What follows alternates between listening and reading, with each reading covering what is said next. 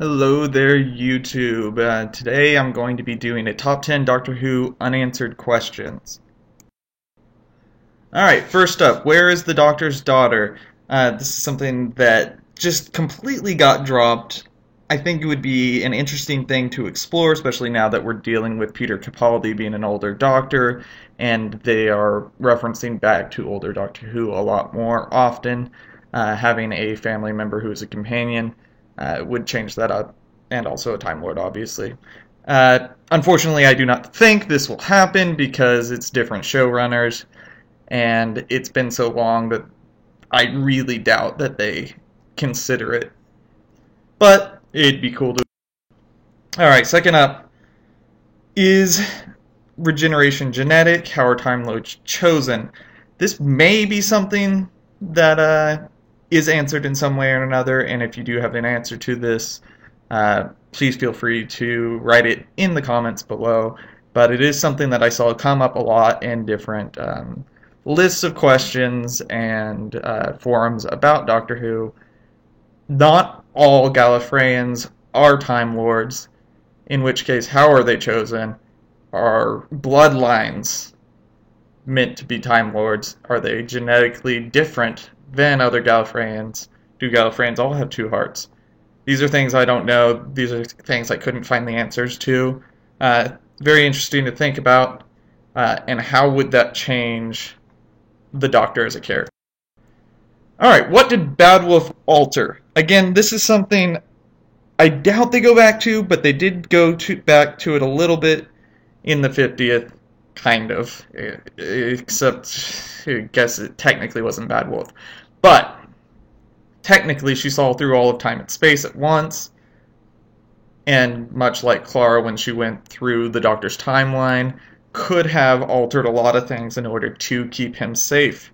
That's just a kind of cool possibility of being able to draw back from near the beginning of the series reboot, to kind of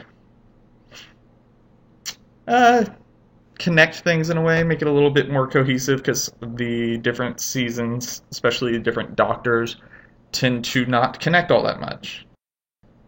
Okay, this one's just a bit more fun, and I do not think we'll get an answer to this, but how in the world did Captain Jack become a floating giant head that floated around in space?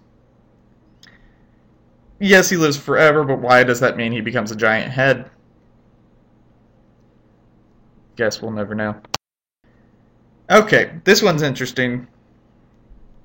So, when the Doctor and the Ponds got separated, they are in a kind of time lock in that particular year, in that particular location.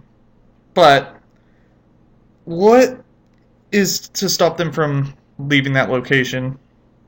A year goes by, they're in a different location. I just can't think of a plausible way that they couldn't just get out of it. But that's probably just some kind of plot hole that I'm overthinking, and there's nothing they could really do, and they just chose to leave them that way, so they got their life without the Doctor and could have kids and all that. But it's interesting to think about. What if he could have saved them but wanted to give them that life, and so he left them alone? Okay.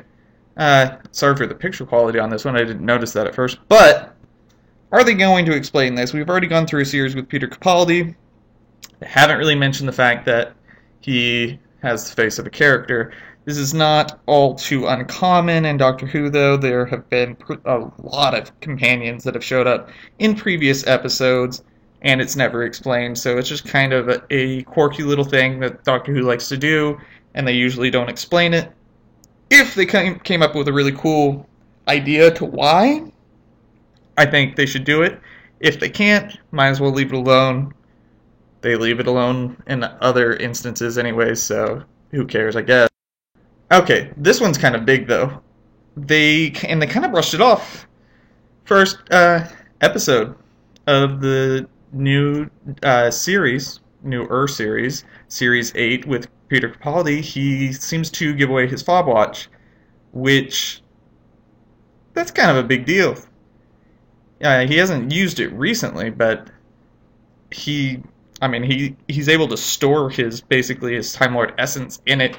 It's kind of a big item, and he just kind of arbitrarily gave it away, and they only made one comment about it, like, "Oh, you loved that watch," and that was about it.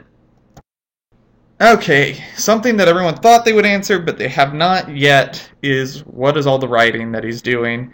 It's assumed that it's some kind of calculations, coordinates for Gallifrey, hoping they pay that off in Series 9, but they might not until we get closer to the end of Peter Capaldi's run. I don't think they'll leave it hanging past Capaldi's run. I think this is kind of his thing, like the Cracks in Time were Matt Smith's thing.